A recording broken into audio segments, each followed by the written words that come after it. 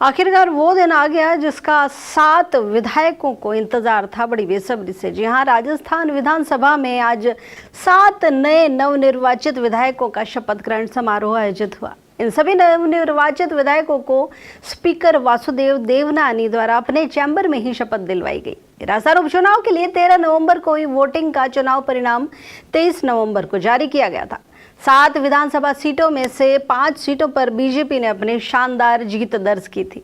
Dausa seat से DC Bairwa और खींवसर से वहीं रेवतराम डागा जीते थे। सलूंबर से शांता देवी मीणा जीती थी और देवली उनियारा से राजेंद्र गुर्जर, झुंझुनू से राजेंद्र भांबू और रामगढ़ से सुखवंत सिंह ने अपनी जीत हासिल की थी। वहीं 84 सीट से भारतीय आदिवासी पार्टी के विधायक अनिल कटारा ने जीत हासिल की और आज इन सभी ने विधानसभा सदस्य के रूप में शपथ ग्रहण की। आपको बता दें कि हाल ही में उपचुनाव में दौसा सीट से डीसी बैरवा किरोड़ीलाल मीणा के भाई डॉक्टर जगमोहन मीणा को हराकर सदन में पहुंचे हैं, जबकि खींवसर से आरएलपी संयोजक हनुमान बेनीवाल की पत्नी कनिका बेनीवाल को शिकस्त देने वाले रेवतराम डागा, देवली उनियारा से नरेश मीणा को हराकर राजेंद्र गुर्जर और झुंझुनू से कांग्रेस के ओला और निर्दलीय राजेंद्र गुड़ा को हराकर राजेंद्र भांबू और सलूंबर से शांता देवी मीणा और रामगढ़ से सुखवंत सिंह विधायक बने हैं। भारतीय आदिवासी पार्टी के गढ़ 84 से इस बार बाप पार्टी के अनिल कटारा ने चुनाव जीतकर 1 सीट हासिल कर ली है।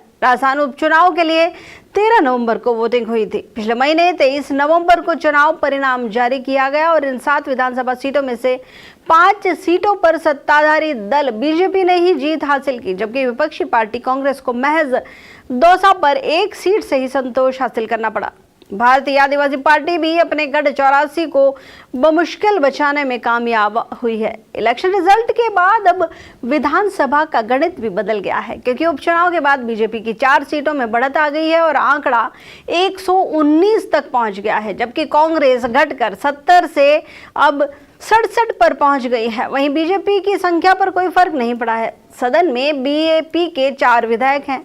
आरएलपी को जरूर बड़ा नुकसान हुआ है। सदन में बेनीवाल की आरएलपी बिल्कुल साफ हो गई है, क्योंकि खींवसर में हार के साथ ही सदन में अब पार्टी का प्रतिनिधित्व समाप्त हो चुका है, क्योंकि मौजूदा स्थिति में बेनीवाल की पार्टी का एक भी विधायक अब सदन में नहीं बचा है, जबकि राजस्थान विधानसभा में बीएसपी के 2 विधायक और 8 निर्दलीय विधायक मौजूद हैं।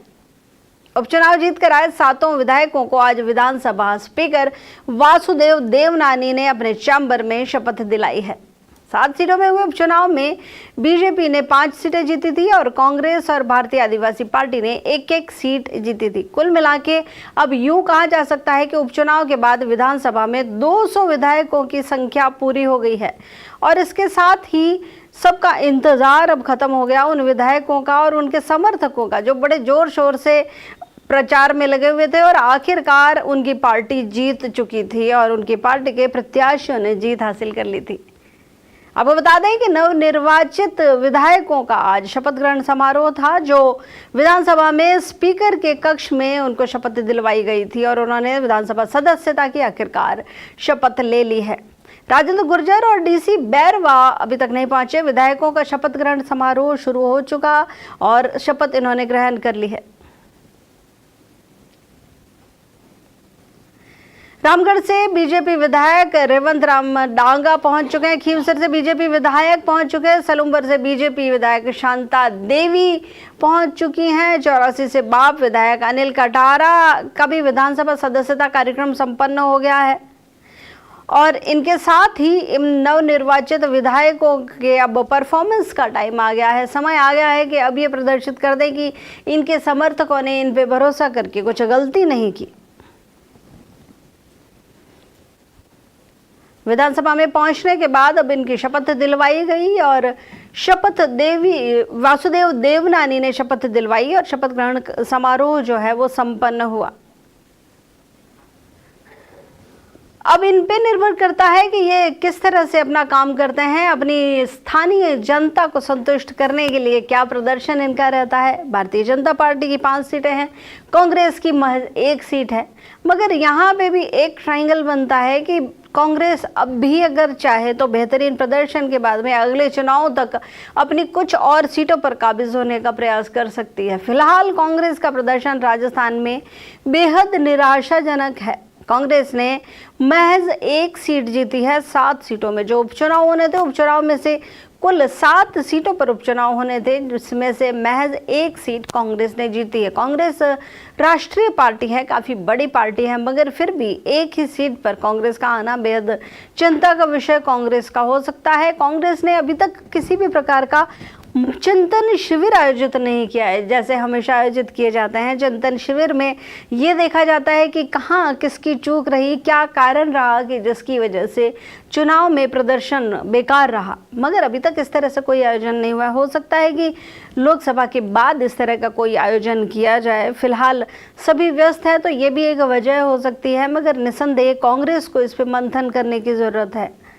यहाँ पूरे चुनाव में, उपचुनाव में वसुंधरा राजे, जो कि पूर्व मुख्यमंत्री रह चुकी हैं राजस्थान की, उनका प्रदर्शन या उनका दिखना न के बराबर था। वो पूरे उपचुनाव में नहीं दिखी। इसका क्या कारण हो सकता है? या तो उन्हें जिम्मेदारियां नहीं दी गई, या वो किसी अन्य जिम्मेदारियों के साथ व्यस्त थी, मगर उपचुनाव में ये दिखाई नहीं दी। पूर्व मुख्यमंत्री वसुंधरा राजे की हम बात कर रहे हैं।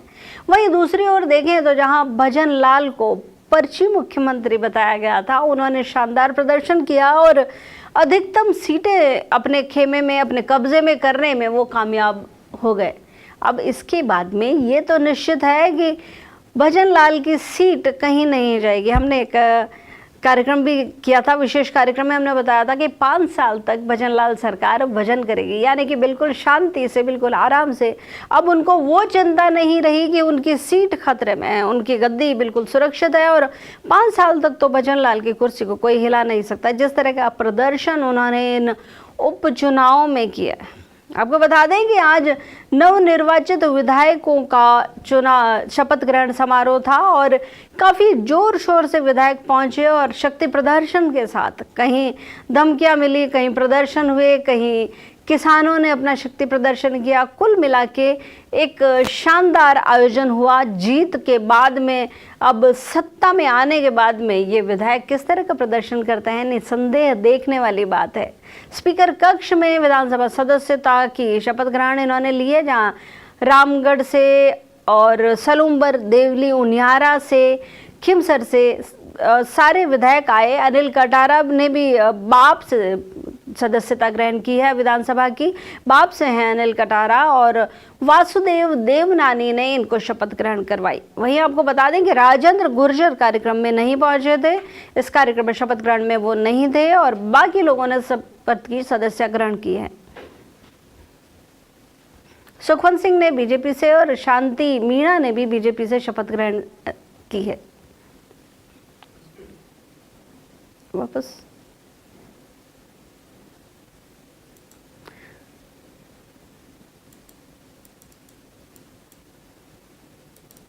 आपको बता दें कि अभी कुल 7 नवनिर्वाचित विधायकों ने ये शपथ ग्रहण की है और शपथ ग्रहण को वासुदेव देवनानी ने शपथ दिलवाई है। और अब आज विधानसभा में सारे विधायकों ने, नवनिर्वाचित विधायकों ने शपथ ग्रहण कर ली है। राजस्थान विधानसभा में आज 7 नए विधायकों का शपथ ग्रहण समारोह आयोजित किया गया और सभी नवनिर्वाचित विधायकों को स्पीकर वासुदेव देवनानी द्वारा अपने चैम्बर में शपथ दिलवाई गई।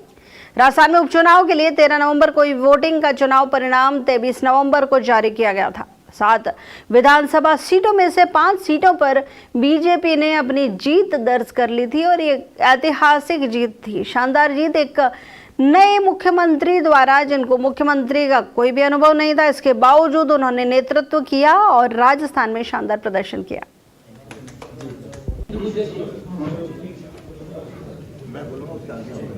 मैं राजेंद्र गुर्जर, जो विधानसभा का सदस्य निर्वाचित हुआ हूँ,